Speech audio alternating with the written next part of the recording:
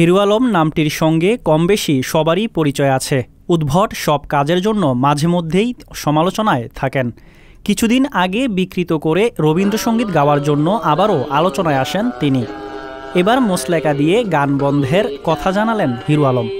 ঢাকা মহানগর পুলিশের কাছে মোসলেকা দিয়ে তিনি জানিয়েছেন, জীবনেও আর বিকৃত করে রবীন্দ্র ও নজরুল সঙ্গীত গাইবেন না। আমি পুলিশের কিছু পোশাক নেওয়াতে আপনি কিছু শর্ট ফিল্ম করেছি, যে শর্ট ফিল্মগুলো দিলে মনে করেন তাদের সাথে মনে করেন আমার ড্রেসের মিল নেই। আর যেমন মনে করেন পুলিশের পোশাক করছে, একটা র্যাঙ্কে হয়তো একটা লাঠি একটা নিচে হয়তো একটা আমি বুঝিনি যে হয়তো মনে আমাকে মনে করি যারা যেরকম করছে আমাদের ডিরেক্টর স্যার, আমি তাদের মনে করছি উনি কাজটা করেছি। তো আমার কাছে এটা আমাকে আইনকে আমরা অবমান করা হয়েছে, তাই আমি এই জন্য আপনার কাছে ক্ষমা চাইতেছি। তো ভবিষ্যতে দেখুন যে আমি কোনো পুলিশের যে কোনো ক্যারেক্টার করে যে কোনো অবশ্যই যে নিয়ম মেনে আমি কাজ করার চেষ্টা করব এই ধরনের। আর ভবিষ্যতে আমি এই ধরনের কোনো যাতে আইনে আঘাত লাগে, সমাজে আঘাত লাগে, এই ধরনের কোনো কাজ ভবিষ্যতে করব না। এ বিষয়ে ডিবি প্রধান মোহাম্মদ হারুন ও রশিদ বলেন, হিরু আলমের বিরুদ্ধে ডিবির সাইবার অ্যান্ড স্পেশাল ক্রাইম বিভাগে অনেকগুলো অভিযোগ জমা পড়ে। সেগুলোর বিষয়ে তাকে জিজ্ঞাসাবাদ করার জন্য ডিবি কার্যালয়ে ডাকা হয়। হিরু আলমরা আমরা ওর বিরুদ্ধে আমাদের ডিসি সাইবারের কাছে অনেকগুলো অভিযোগ এসেছে। অভিযোগের প্রেক্ষিতে তাকে ডেকেছিল, সে এসেছিল, তার বিরুদ্ধে অজস্র কমপ্লেন।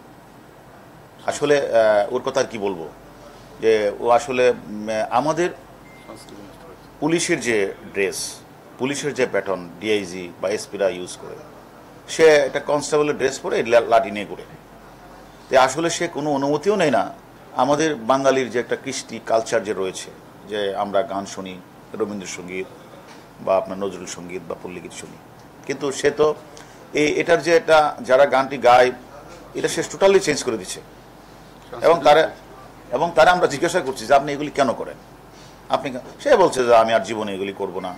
সে স্বীকার করেছেন সে এগুলি করবে না, এবং সে কখনো পুলিশের ড্রেস ইউজ করবে না, সে কোনো গান কালচার সংস্কৃতি এগুলি না নষ্ট করবে না। সে বলেছে, সে মুসলেকা দিয়ে গিয়েছেন যে এগুলি সে ভবিষ্যৎ আর এগুলি করবে না।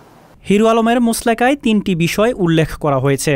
হিরু আলম অভিনয়ের ক্ষেত্রে যে কোনো বিশেষ বাহিনীর পোশাক বিকৃতভাবে উপস্থাপন না করে তা যথাযথ নিয়ম মেনে সঠিকভাবে উপস্থাপন করবেন।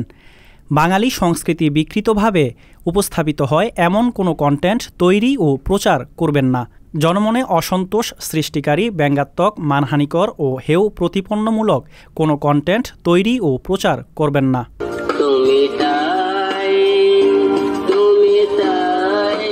হিরু আলমের গাওয়া রবীন্দ্রনাথ ঠাকুর ও কাজী নজরুল ইসলামের গানের ভিডিও সামাজিক যোগাযোগ মাধ্যমে ব্যাপক আলোচনা তৈরি করে এ নিয়ে বিতর্কের সৃষ্টি হয়। এর আগে 21 জুলাই রবীন্দ্রসঙ্গীত সহ বিভিন্ন মিউজিক ভিডিও সামাজিক যোগাযোগ মাধ্যমে বিকৃতভাবে উপস্থাপন করায় আশরাফুল আলম ওরফে হিরু আলমকে সুপ্রিম কোর্টের আইনজীবী খন্দকার হাসান শাহরিয়ার আইনি নোটিশ দেন।